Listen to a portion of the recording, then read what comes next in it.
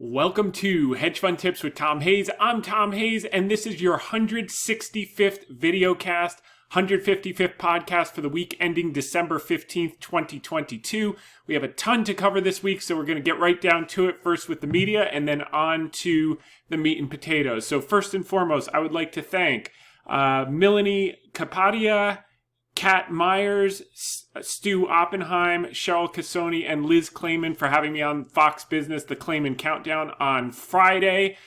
We discussed one key idea into the end of the year. Then I want to thank Phil Yin and Dalal Pektas for having me on CGTN America Friday night to discuss three ideas, and you can view those in the article of the week, which we're going to get to. Also want to thank Zoltan Saranyi and Adam Eckert for having me in their article on Benzinga.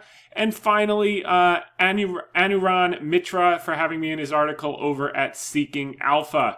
This was the girls' swim team Christmas party, holiday party earlier this week. They're growing up quickly. Mimi had her deer antlers that lit up, and Annabelle had her Christmas tree ornaments. Certainly a great time in that time of year. And then we want to get to the quote of the day. I love this from David Tepper. He's one of the best special situations guys in history, in my view. And he says, "I think when it comes to decisions, I try not to be emotional, to drown out the noise and look at the important facts." We're going to talk about a lot of important facts right now. Also, want to get two big elephants out of the room. So the stock market sold off. I think it was down 1,000 points today. Now it's down 600 or whatever it is. But you need to really just step back and put things in perspective. We had a 16.3% rally. If you remember this day, literally to this day, I was on Benzinga with Money Mitch Hawk, and the S&P was down. I think it was 35.90 when I was on, and I was saying, look, you need to be buying stuff here, and here's why. We had a huge 16% rally. No one was positioned for it.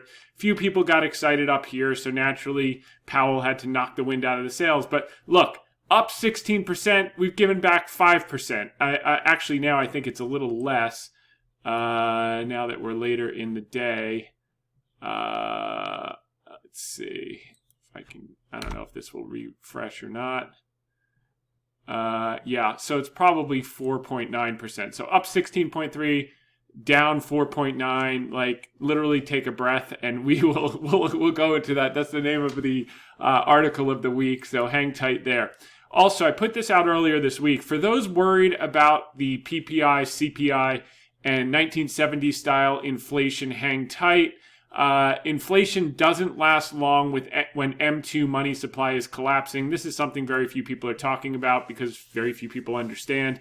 The last instance was mid-cycle of a secular bull market from 1992 to 1993. This is the 6-month change in money supply growth, and it's actually negative. The last time that it was negative was 1993.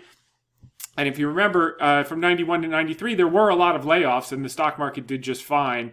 Powell has committed to laying off 1 million people or getting 1 million people fired in the next few months. That was his plan that he laid out yesterday.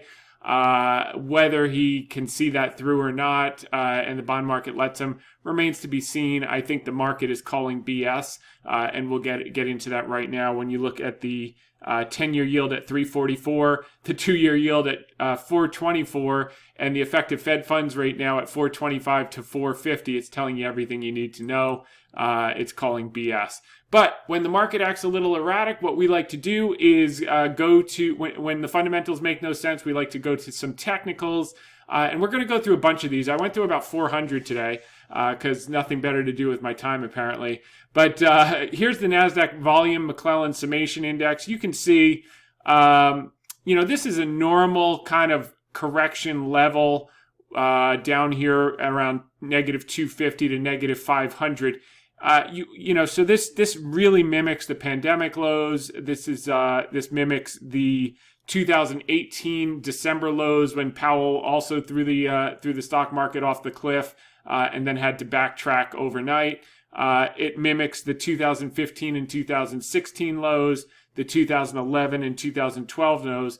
The 2006 lows, the 2004 lows. What it doesn't yet mimic, or maybe will never mimic, is our base case. It does not mimic the 2008-2009, where this went all the way down to negative 2,041, and it doesn't mimic the 2001-2002, when this went to negative 1919, but it does mimic, again, the 1998. It does mimic the 1997. It does mimic the 1991, the 1994, the 1996 corrections, which were mild, and you came out of it and went on to make new highs. So that kind of puts things in perspective, because everyone is anchored to their recency bias around 2008 and 2001. And while that's not impossible, it's lower probability at this point. And as we always say, amateurs play in absolutes, professionals deal in probabilities. This was kind of a new indicator I came across as I was going through hundreds of them today. It's called the Golden Cross NASDAQ Composite. And all a Golden Cross is when the 50 crosses the 200 on the upside. And this is across the whole NASDAQ Composite. And unfortunately, the data only goes back 6 years. But it's worth taking a look at, because you could see when it got down to these levels below 20 and was starting to recover, so was the NASDAQ, and that's exactly what's happening right here. Here we had a double dip, but now we're coming out of that, and it was just like the pandemic lows. We're basically at the levels we were in June of 2020, where no one was a believer, and everyone was saying we're going to go back down and make new lows, and sure enough, we had one of the best rallies in history. And benefited from that. So moving right along, here's the golden cross of the S&P. Mid-cap, same story. It's making a little more progress and recovery. And these type of pullbacks here, up 16 and then back 4, this is what has to happen to shake out the non-believers and the weak sisters, because the vast majority of people didn't buy down here on October 13th when we were pounding the table on Mitch's show. They bought up here after the 16% rally. And sure enough, we got a 4 or 5% pullback. We'll see where the day ends. Same thing here. You saw in 2020, you got this nice pullback to shake out all the weak sisters. You also had it here on the way up and here on the way up. We had one here, but probably right here on the second one on the way up. And the same thing here in 2019. So this happens over and over and over. You just have to, been around long enough, have a couple gray hairs to just know what the hell's going on. Here is the opposite example, where the S&P Energy Golden Cross is not near levels where it's coming out and recovering. It's near levels where it's well extended. And as a matter of fact, I should have the XLE in the background versus the yeah, there you go. So, these historically, again, this is only 6 years of data, but this is where you want to be a seller of energy equities, not a buyer. Down here, when it was coming out, like we're talking about with tech, that's where you wanted to be a buyer, and that's how we're thinking about things. Golden Cross on communication services. We talked about this in recent weeks, that communication services and consumer discretionary were going to be the top among the top earning sectors for 2023. You can't give away the communication sectors. We talked about Amazon on the CGTN hit, and we think that group, there's going to be some opportunity in that group for 2023. Same thing, here's the technology again coming out of that. This is where you want to be a buyer. This is where you want to be a seller, and so on and so forth. Here's the NASDAQ stocks above the 200-day exponential moving average. And again, you only get down to these levels around 10 by the time you're at the bottom, even in the two not common crashes of 2002 and 2009. We got down to those levels in this instance, and that was really right near the bottom, not near top. 2011 was a better model for what we've experienced right now, down around 10 versus down around 3.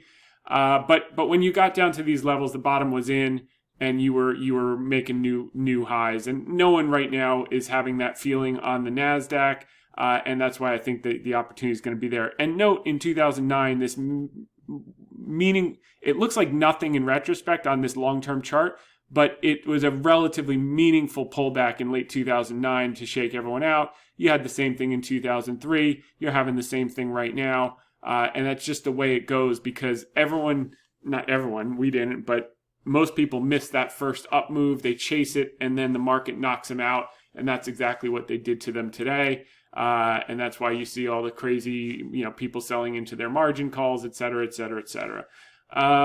Same thing here with the small cap stocks, which, by the way, we're going to show a picture on that, just showing the divergence between small cap multiples and large cap multiples and the opportunity that's going to be in small caps in 2023.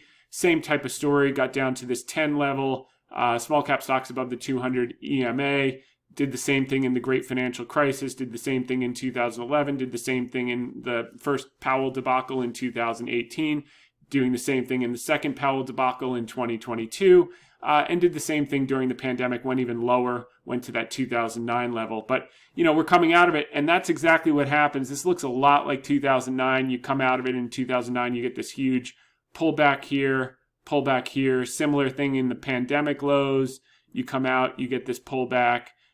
You come out and you get this pullback in 2003 before you take off for multi-year runs. Doesn't guarantee anything, but we're talking probabilities here and not absolutes. Same thing with this story. I think this is mimicking certainly 2015 to 2016 is a good thing to look at because you had this kind of double dip, which is what we've just had now. And then when you're coming out, you get a pullback, and then you have a multi-year. After a little turbulence in 2016, you had a multi-year run. Similar thing in 2011. You kind of had this, double 1, 2, 3 dip, and then you had this monster pullback after the bottom. So you see here, 1, 2, monster pullback here, maybe down to this level. And then you took off to new highs. Then you had a pullback in 2012, but it was a multi-year run for 4 years. Again, no guarantees, but we're playing probabilities here. NASDAQ declining issues. This got down to negative 0.38, similar to the pandemic lows, similar to the 2009 lows. Even the 2001 lows didn't get that bad for the NYSE declining issues tricks. And then after that, you got a recovery. Next, the NASDAQ 1% EMA advanced decline ratio, again, looking very much like this double dip in 2015 before you took off. You took out the lows and then you took off just like we did in October and then took off. And then you get your pullback similar to 2011 and 2012, a little double bottom.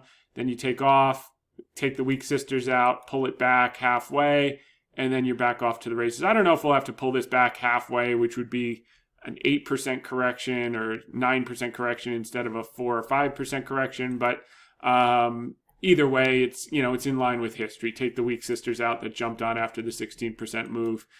Here is the NASDAQ Zahor-Chak method alternate.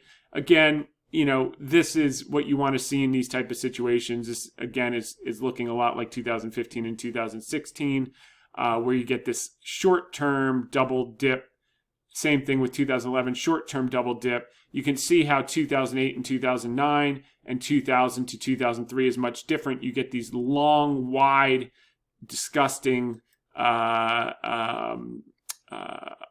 periods where it just stays at this negative 10 point. Here we bounced right off of it, doing a back check like in 11 and 12, doing a back check like in 15 and 16, similar to 84 and 85. And even 1982, so which we've used as an analog many times. Here we go, NASDAQ Composite Tape Index, similar type of story. You got a few checkbacks like 2015, 2016, et cetera, et cetera. So, and you can even, I don't know how far this one goes back. Yeah, so, 82 again, you have this cluster, and then you take off. So moving along onto the, here's the small cap index that we wanted to cover. This shows the small cap PE relative to the S&P 500. And you can see that it's the multiple on, this is very similar. What you saw, what we've been pounding the table on is emerging markets in China as the trade for the next few years. But similarly, what also outperformed from 2003 to 2007 was small caps. So the setup is similar. That's why we're in like the Cooper standards. That's why we're in obviously Alibaba. That's why we're positioned for all of this, and it's starting to play out already, even before the end of the year. And I think as we move into 2023 and beyond, they're going to be the new leaders coming out of this correction. Here's why Amazon is Citi's top internet stock idea. So that's that. I don't know why I got blocked out of this. Where do I log in? Okay. All right. So Goldman Sachs, JP Morgan, and 9 other top Wall Street firms share their predictions for stocks in the economy in 2023. Very pessimistic across the board. Actually, shockingly, Deutsche Bank is the most optimistic with a 4,500. By the way, at the beginning of this year, going into this year, 2022, consensus was up 15% for the year. Instead, we'll finish probably down 15% after a little bit of a Santa Claus rally of 1 or 2%. So now, other than Deutsche Bank, which is uncommon for a European bank to actually be bullish, they've got their price target at 4,500. Oppenheimer's at 4,400. BMO's at 4,300.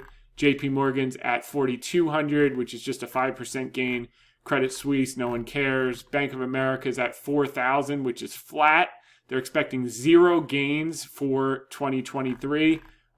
Goldman's flat. Citigroup flat. These were all the same banks that Citi's projecting a loss of 2.5%. These are all the exact same banks that thought we'd be up 15 to 20% this year, are now pessimistic. Oh, here we go. A European bank, negative 2.5%, etc. So I think when you just been around long enough, when everyone's pessimistic, probably the opposite's going to happen, and the excitement's going to come from an area that no one can see or predict at the moment. Wharton professor Jeremy Siegel expects unemployment to spike, but says that could help U.S. escape a recession. Expects labor market downturn to help the U.S. avoid a recession. Sees more productive workers shoring up growth and corporate profit margins. Weaker jobs data could lead the Fed to stop hiking interest rates and end its war on inflation. I think that's important. It'll be very interesting to see. We'll get the February jobs report. Often, December tends to be a stronger month for employment because you have the seasonal hiring and you also have people not wanting to lay people off before the holidays.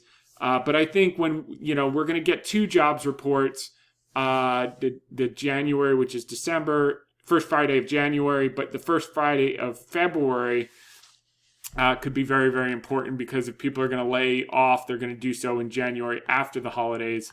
And I think Jeremy Siegel is going to be right. Moving along, Bill Ackman says the Fed's inflation target isn't realistic anymore. We've been saying that. They won't acknowledge it, but they should be playing for 3%, not 2%, because our debt to GDP is 120%, not 30% like it was when Volcker was jacking up rates. It becomes unsustainable. If you think about it, in order to service the debt, which is the debt line item is now, I think, larger than Medicare,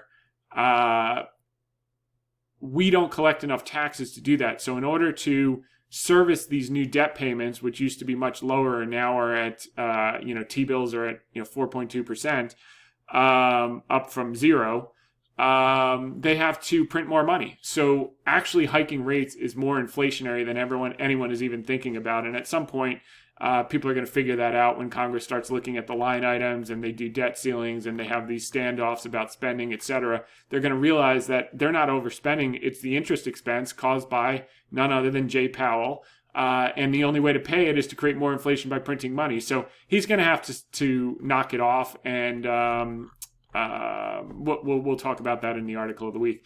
Jay Powell's grim inflation outlook is at odds with the markets. Basically, the markets aren't buying it. We said that yesterday in our article. Bond king Jeffrey Gundlach says inflation threat is fading fast and the Fed should end its interest rate hikes now. We agree. No one knows more about the bond market than Jeffrey Gundlach. BA stock rises amid largest 787 Dreamliner order in Boeing history, so that's good to see.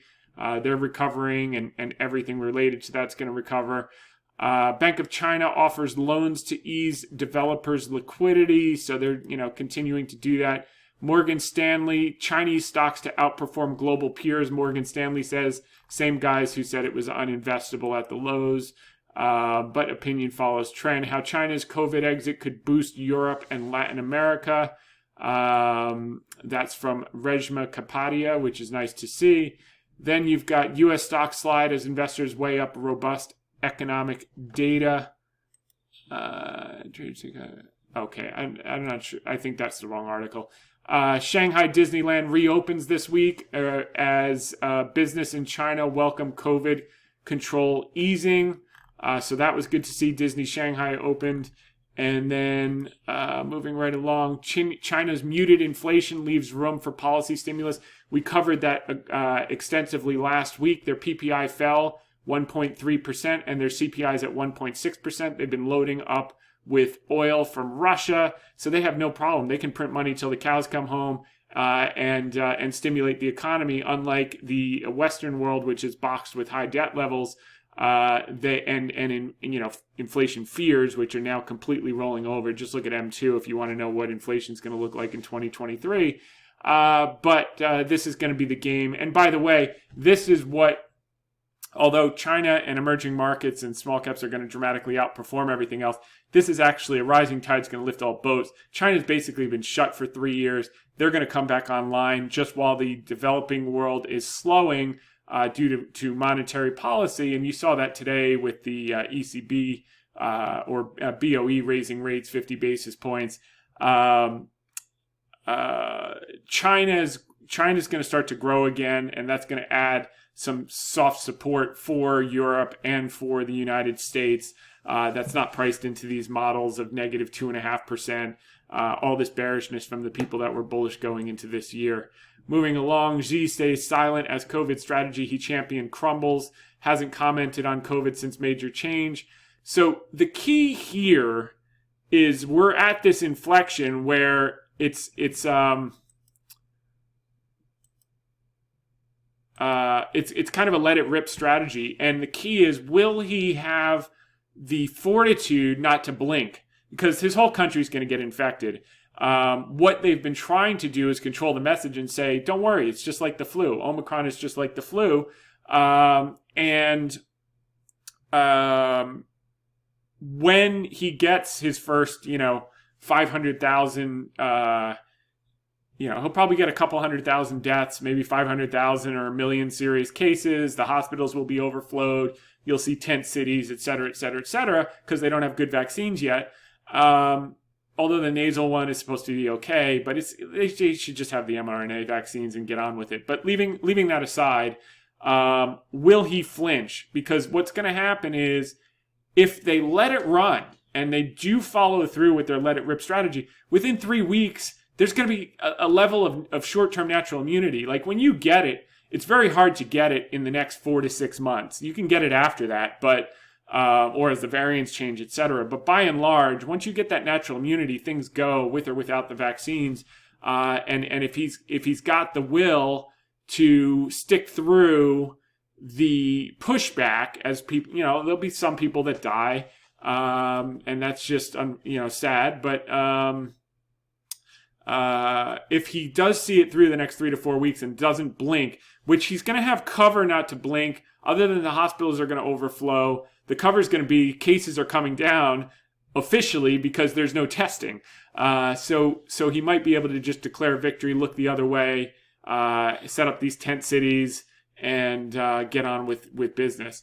China stocks are a buy on reopening, top money managers say. So again, opinion follows trend with most of these 60-70% off the lows. The other big news, we're going to get to the big news in just a second, but Beijing approves mRNA vaccines for German nationals in China. That's big news because that's the first step. If they, I guess if they see that they don't die, they'll allow their people to use it. I don't know what they've been watching. Like for the last 2 years, the rest of the world has used it successfully and their economies have gotten back. But I guess they need to prove it to themselves before they take the correct action. Alibaba to invest heavily in live stream commerce with influencer growth plan and celebrity participation. This is going to be a major thing because some of the fast growing like Pinduoduo and some of the competitors have been doing it with great success, and Baba will be able to take Taobao, which is embedded in the minds of Chinese people, clone it and just rock and roll. as people take all that saved up money they've had from the last 2 years and start to spend. Morgan Stanley upgrades its 2023 outlook for China, expects stronger and earlier rebound. This is just comical, but part of the process. Now, what happened today? We got the PCAOB basically acknowledgement that China was cooperating with the audit, which is what we were looking for as a catalyst into year end. Now, we happened to get it on the same day that the market was selling off and people were getting margin calls because they're positioned sideways ahead of this Fed, silly thing in the short term. But I think as the dust settles moving forward, this is basically what they're saying is, quote, the U.S. Congress sent a clear message in passing the Holding Foreign Companies Accountable Act, et cetera, before determining that the PCAOB sole discretion select the firms. Okay, so they did PricewaterhouseCoopers, which is PCAOB, and one investigation immediately later open. PCAOB inspectors and investigators were able to view complete audit work papers with all information included, and the PCAOB was able to retain information as needed. They reviewed thousands of pages of audit documentation on site in Hong Kong. All requested information was provided to the PCAOB in a timely without exception. It's had direct access to interview and take testimonial from all personnel associated with the audits the PCAOB inspected or investigated. Investors are now better protected, et cetera, et cetera, et cetera. So basically, you have here, we got all the information. We'll put out our formal report early next year, but this is basically saying that they are compliant with the requests, and what it says now is the ones that were in the early stages, not all of them, but Alibaba and a couple others, will be able to remain listed in the U.S., which I think this is going to be very, very promising once we get through this short-term noise of Powell, who has this Volcker fantasy, which is never going to happen. So China's top medical advisor says Omicron risks the same as the flu. Covered that. China to hold meeting on economic targets despite COVID outbreak. So they're just getting on with business and wearing masks and etc. Hong Kong scraps COVID-19 entry restrictions in last reopening move. So China halts location tracking app as COVID restrictions fall. This is very, very important. Senior U.S. officials visit China, hold talks with foreign minister. So this was a high-level delegation. This is it's aimed to follow up on Joe Biden's recent talks with Xi Jinping and prepare for Secretary Blinken's visit there early next year. So Secretary of State Blinken is going to visit early next year. That's going to be a very, very positive development in January. So the foundation is being laid. The ice has thawed, and now they're communicating and moving forward on things that they can each benefit from. Bank of America survey says investors are less gloomy on growth over China. So optimism around China growth surges, inflation seen easing, relative positioning of stocks versus bonds versus lowest since 2009. We're going to get into this survey in a minute. China's new COVID approach is to, quote, let it rip, analyst says. We covered that. And then here's from Sumit, who's been a longtime follower of this podcast. Alipay is the first payment platform to support China's national digital currency. Remember, Baba owners own a third of Alipay, and Alipay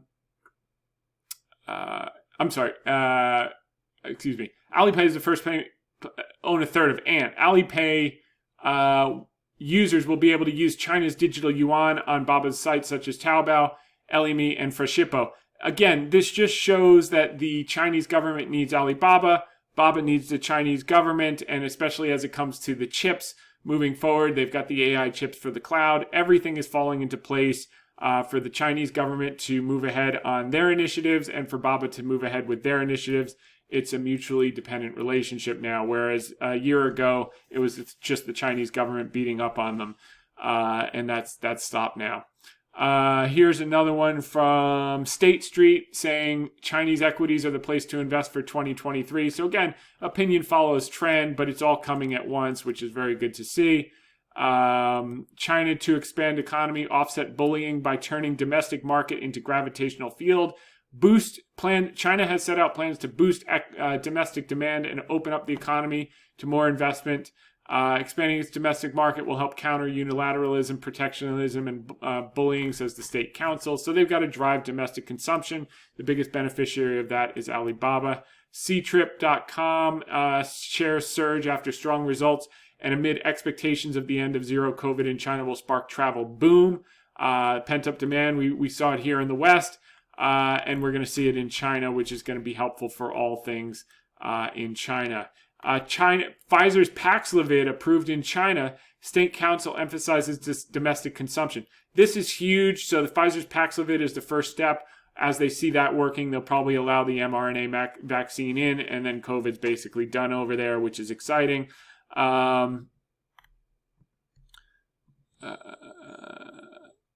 Okay, and the Central Committee and State Council announced release of, quote, of a strategic plan for expanding domestic consumption demand, unquote.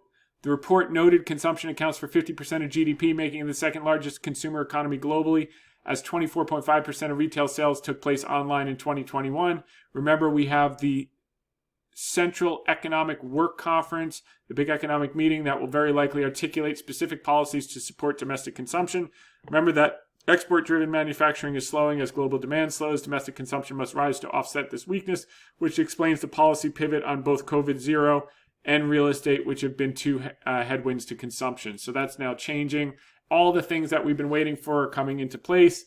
And China's leaders plot to pivot back towards boosting economy. Senior officials are setting up robust GDP growth target of more than 5% for next year as they loosen COVID rules and de-emphasize ideology. So while they're setting up for 5%, Powell's trying to force us down to 5.5% real GDP for next year and lay off 1 million more people, which is entirely unnecessary. Moderna's mRNA cancer vaccine shows promise in preliminary study. This is huge. So you're having breakthroughs now. You had the big deal earlier this week. The biotech got taken out. The one Paulson owns.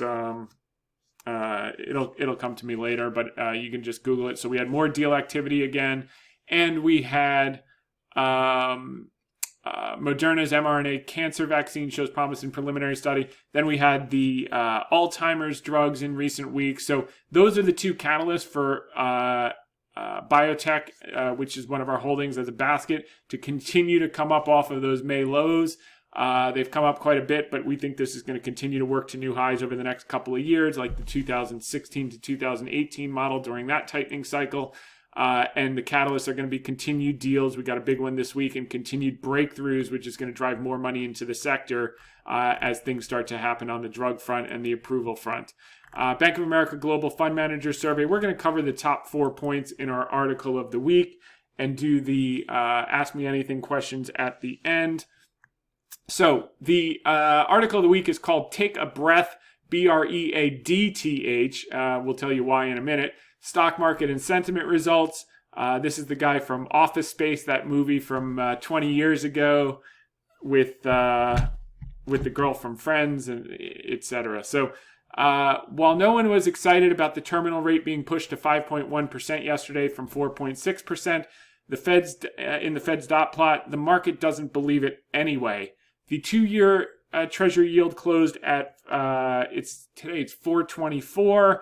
Now below the effective Fed funds rate of 4.25 to 4.50. The first move in equities following the FOMC decision is often the wrong move. So we'll see how things play out in coming sessions after the dust settles. So we'll see it today. Tomorrow's an option expiration day, so I wouldn't pay too much heed to that. But so we're down more. It looks like we're getting a little bit of strength into the close. And that's that. So covered, you can watch the Fox and the CNBC here. We won't spend time on that right now. Headline CPI was up 0.1% month on month, came in much better than expectations on Tuesday. If that pace persists, we'll be below 3% by May, currently at 7.1%. And the Fed's preferred metric of core PCE would be much lower than the Fed is projecting. They're currently projecting 3.5% for 2023. If CPI comes down from 7.1 to 3% by May, I think you're going to see, core PCE probably in the ones, which would be mind-boggling. I'm sorry, not in the ones. You'd probably see it, in probably the high twos to mid twos, somewhere in there. And you can see Bespoke has laid out how it gets there at that level of growth down to May, and then June, it keeps going down to the low ones, and that's a sign of a real slowdown. So, be careful what you wish for is kind of the saying. What they should be wishing for is 3% consistent inflation for the next 3 to 5 years, so we can bring down debt to GDP from 120% down to 60% like we did in post-World War II. The last time debt to GDP was 120%. They brought it down to 63% in 5 years by running inflation above trend 3 to 5% for 5 years, and it was perfectly fine. As active as the last 2 days felt, the reality is bond yields came down. Stocks were around flat. Now they're, they're down more than flat, but in the scheme of things, they're basically flat for the last month. I mean, if you go back to November 14th, nothing much has changed. And then U.S. dollar continued to weaken. Today it was up a little bit. That hurt China stocks, but the VIX started coming down yesterday. I don't know what it's doing today. It's probably up a little bit today. But our base case is that the data between now and February will continue to show a decline in headline inflation as we saw on Tuesday, yielding a maximum of one more hike of 25 basis points in February, and then a long pause to see the lagged effects of this aggressive tightening cycle. Probably 1 or 2 cuts by the back half of next year, by the way. So breadth and more with a D. When you step back and take a breath, you will see that things are improving. The percentage of stocks trading above a specific moving average is a breadth indicator that measures the internal strength or weakness of the underlying index. These indicators measure the degree of participation. In the first example, we've charted S&P 500 stocks above the 200-day moving average 6 out of 6 times over the past 20 years when this indicator dropped below 20 and then subsequently exceeded 60. It was the beginning of a multi-year rally. We have recently closed above 60 after dropping below 20 earlier this year. So you can see below 20, above 60, multi-year rally, below 20, above 60, multi-year rally, below 20, above 60, multi-year rally, below 20, above 60, multi-year rally, below 20, above 60, multi-year rally, below 20, above 60, multi-year rally. So now below 20, we're back above 60. You see you get these checkbacks here just to fake out the weak sisters, and we'll see if this leads to a multi-year rally. Will it prove to be correct 7 out of 7 times? We don't know, but as we always say, amateurs deal in absolutes and professionals deal in probabilities. The odds favor some meaningful follow-through over the next 6 to 12 months. Next, we have the S&P stocks above their 50-day moving average each time this indicator dropped below 5% and subsequently closed above 90%. It led to multi-year rally in the S&P 500. Note, in late 2011, after the indicator triggered, you had a small consolidation pullback before commencing the 3-year rally in stocks.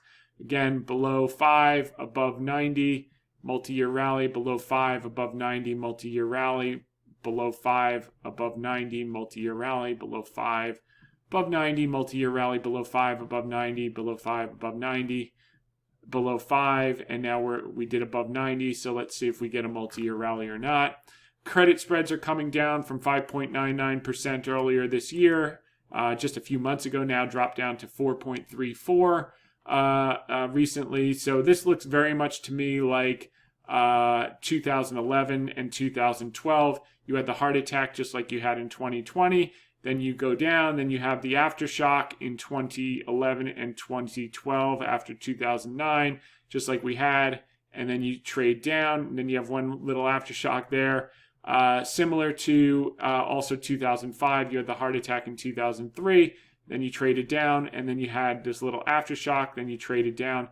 So you're getting these secondary peaks. And then trend down. And these, after you have the heart attack, it tends to last years and years before you go into another heart attack. So I think we've got some runway here, and that'll be a good thing. NASDAQ McClellan Summation Index is working its way back higher after reaching a capitulatory negative 1,000 level earlier this year. So we see all these instances of negative 1,000 where times to be buyers versus sellers. And VIX is trending down. Here, maybe we got a little spike up today. Options skew price and demand to ensure 1 and 2 standard deviation out of the money moves is washed out at the lows, which means there's low demand from smart money to ensure after the house is already burned down. So smart money doesn't put on 1 and 2 standard deviation moves after the market's already corrected 35% peak to trough in the case of the NASDAQ, 25 in the S&P. And as you can see, when this level gets down, you want to be concerned when this level is elevated because they're starting to prepare for catastrophes ahead of the catastrophes.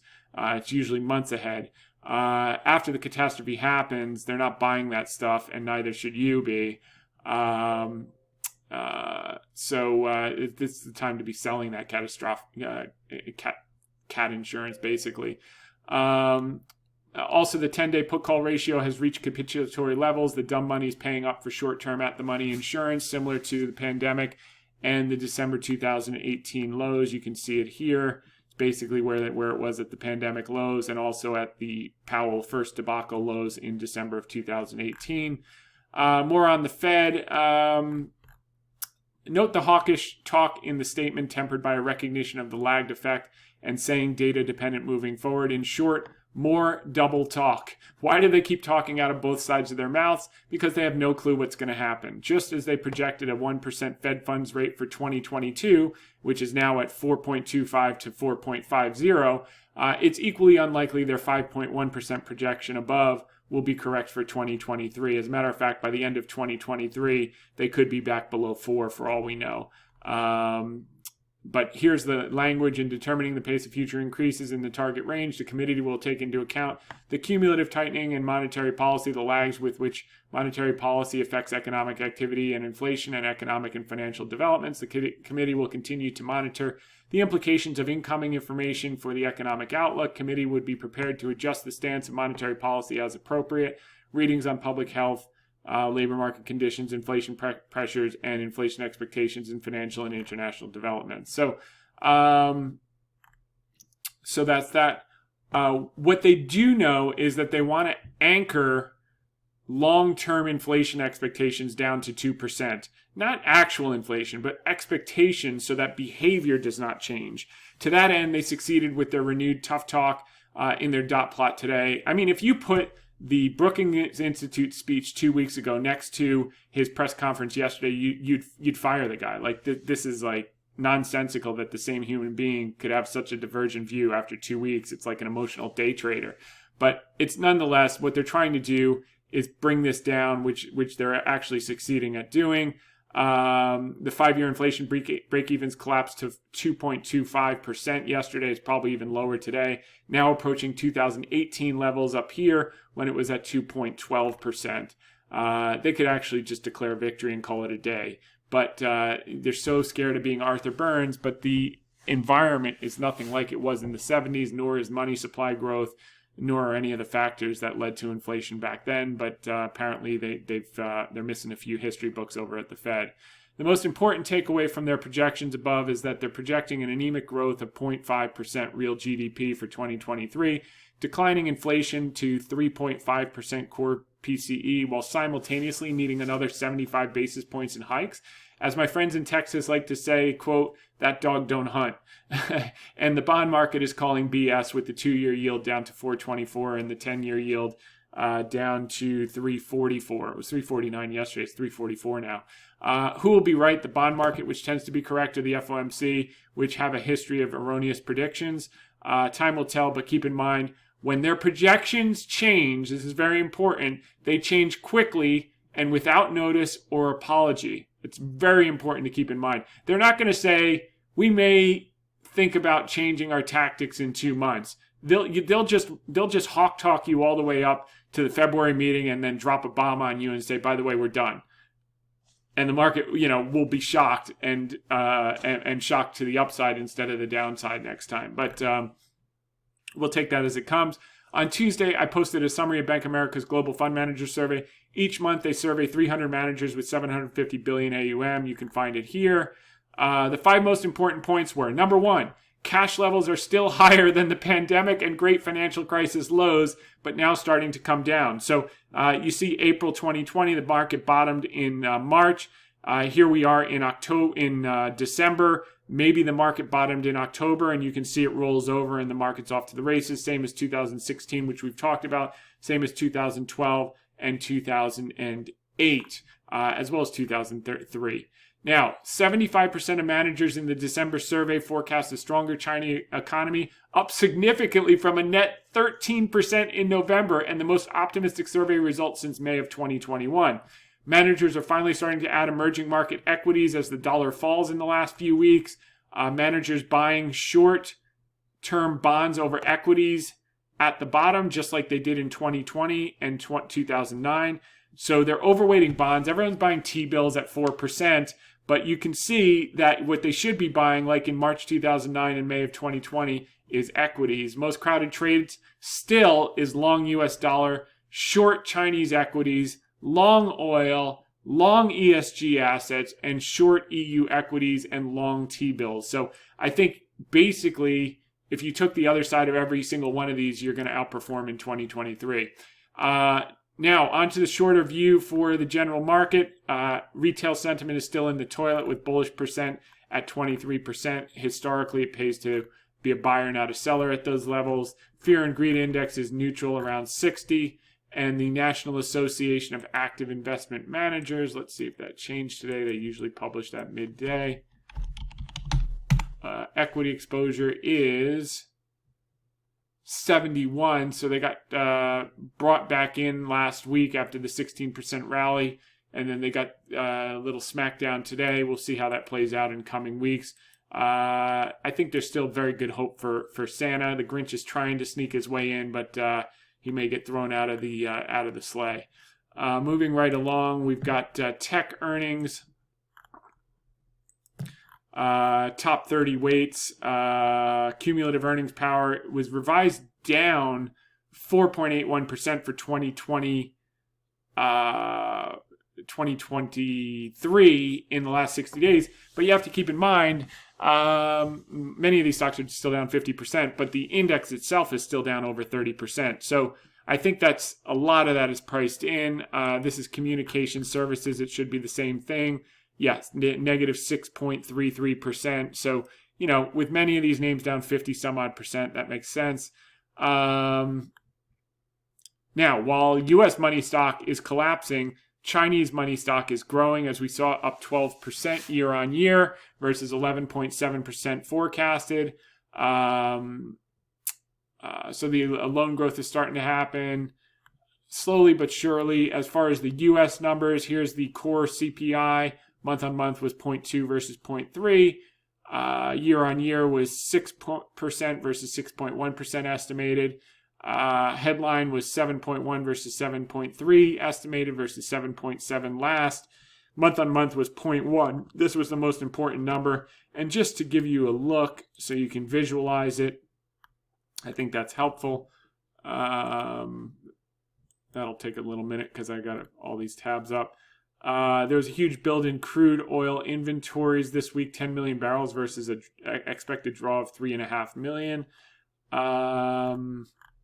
And let's see if there's anything else. So last month, before they blinked on zero COVID, so you got some weak Chinese numbers, retail sales.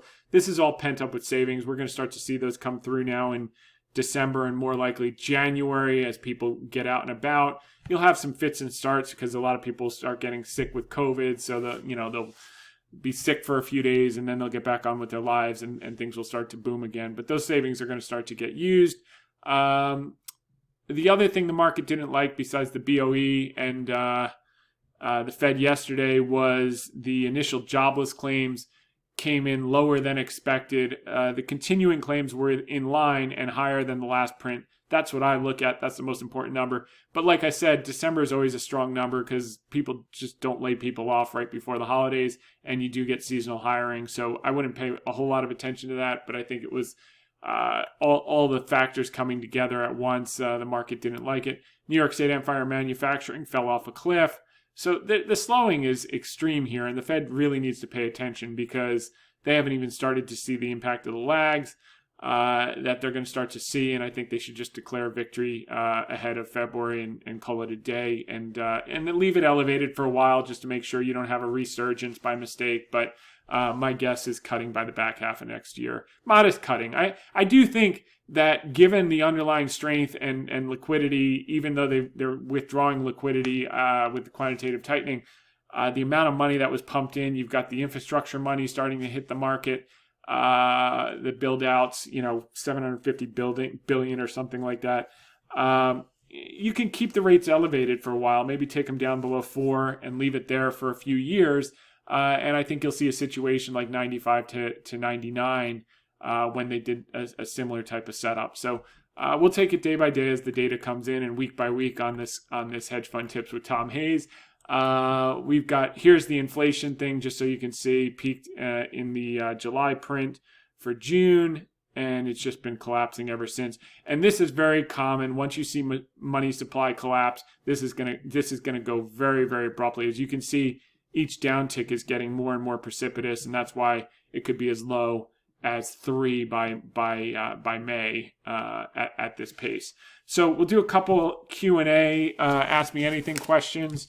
First and foremost, Christian Kaufman, thanks for doing this podcast. I've been listening for the last 6 months or so. You covered a few examples of evaluating companies as potential opportunities, but deciding when to sell is also important. I gather the timing to some extent comes from the investment thesis, and that when you sell can be determined by when the expected drivers of value occur. Can you share any advice or point to episodes about how one might go about determining sell points? Well, before you're getting into an investment, you're looking at it as a business. I mean, like Buffett said, if you can find a business to hold forever, that's the best holding period, because then you never pay taxes and you just compound your wealth. If the business is compounding at 10 or 20% consistently, why would you ever want to sell it? But for some of the things that we do, which are like special situations, very cyclical businesses like Cooper Standard, to a lesser extent Alibaba, because we're playing the emerging market cycle, we have in mind what the normalized earnings power would be, and then on that basis, what is an acceptable multiple. So what multiples have they traded at historically? And, somewhere between the low multiple and the high multiple. If it gets near the highest multiple or the average multiple on your expected earnings based on the work that you've done going into it, then you know exactly where you're going to get out. And we've talked about that in terms of Alibaba, where we see ourselves getting out at many multiples of where it is today. JT Investor, Tom, any thoughts on the auto suppliers, senior unsecured 2026 bonds priced shown sub 50 when exchange terms are at par? Happy holidays to you and your family. Thank you for all of your thoughtful commentary and analysis. They're not getting 100 cents on the dollar. They're just getting exchanged 1 year out for exactly what they have. So that's why it's going to trade where it is. I think once the transactions are executed on both tranches, I think then the market will start to look at, okay, now everyone knows AutoSAR is going to be up next year. Supply chain is now loosening up.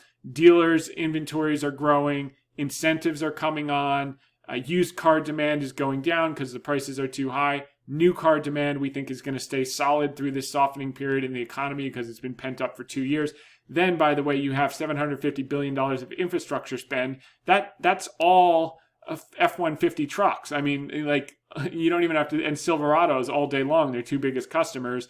You're going to see tons of that. The average car age is 13.1 years. So as long as you look at the IHS numbers, as long as the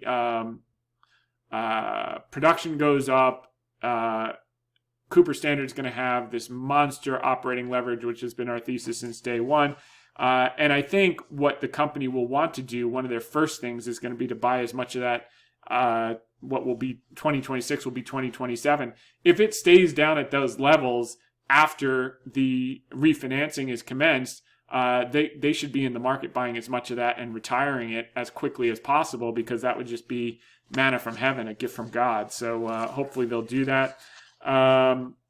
Zach, huge fan of Prendergast, huge fan of your commentary and weekly podcast. It's given me a lot of insights into how I go about my personal investing. My question for you is, how big of a catalyst or positive report or least preliminary report be with regard to Baba's PCAOB audit that took place in October?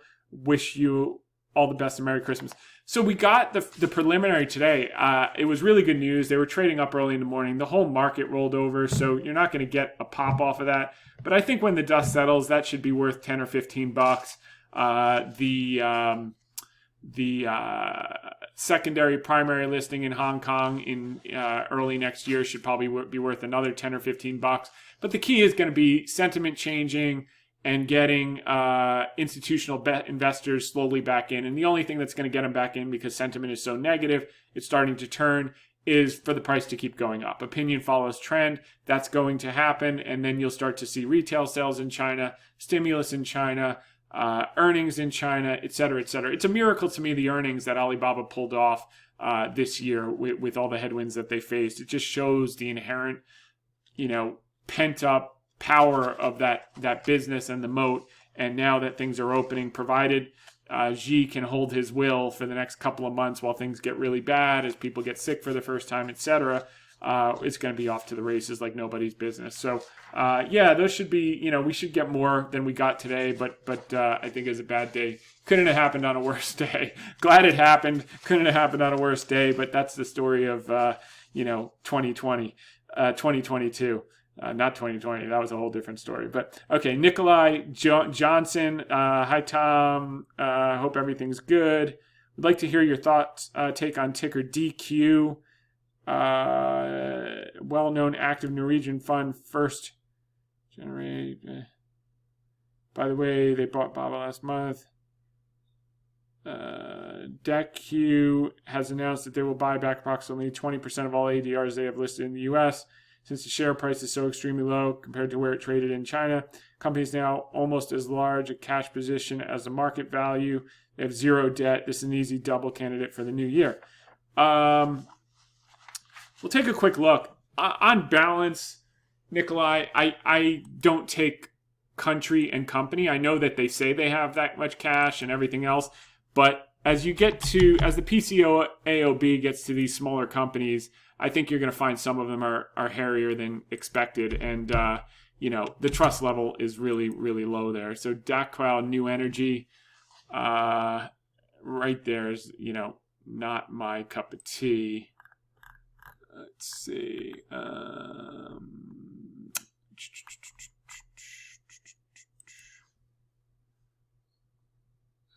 Okay. DQ. I mean, look, if China works, all of these are going to work, but let me just see if I can get all right, while these things are coming up, let me that is the last question. Okay, so anyone that doesn't want to stay for this, you don't have to, but I'll take some time and answer this gentleman's question because he was nice enough to take the time to write it. And while I'm getting that open, let's go to Keofin.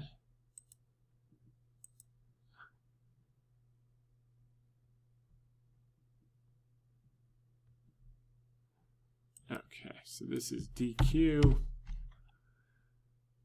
Let's take a look at some of the financials. Daqua New Energy Corp. Sells polysilicon and photovoltaic product manufacturer used in Ignatz wafers, cells, modules for solar power solutions. This is not my knitting. I mean, but let's just look at the financials. I mean, this is unreal. Like if these are real numbers, it's staggering, the growth and the profit level. Gross margins are expanding, revenues expanding, gross profits expanding, operating margins are expanding. What are these guys going to earn? $22 a share.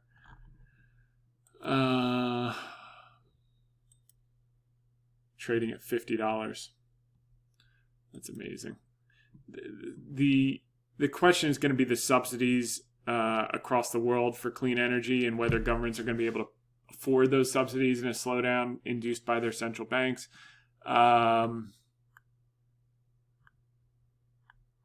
Free cash flow is growing.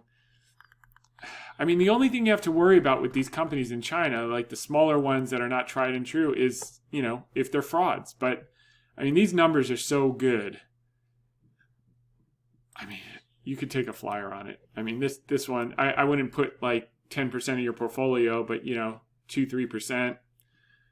But just understand the cyclicality of that business, and it comes in ebbs and flows of demand for that stuff. And, you know, you're seeing people get out of ESG now because the performance has been down and opinion follows trend, et cetera, et cetera. So I'm not sure if it's the right time for that, but I'll tell you what, if you can get comfort in management, which I don't have time to look up the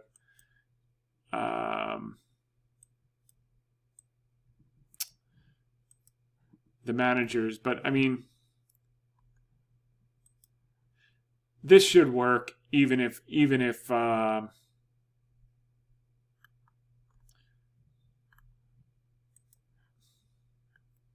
wasn't a smaller business, I'd be more confident in it. I mean, the only issue here is you're taking country and company. The reason we bought Alibaba, it was because if Alibaba failed, the whole country would basically be done. If DQ fails, no one cares. It has no impact on foreign investment. It has no impact on the ability of China to raise money in the capital markets. So objectively, if this business was based anywhere else in the world, I would be pounding the table to buy it.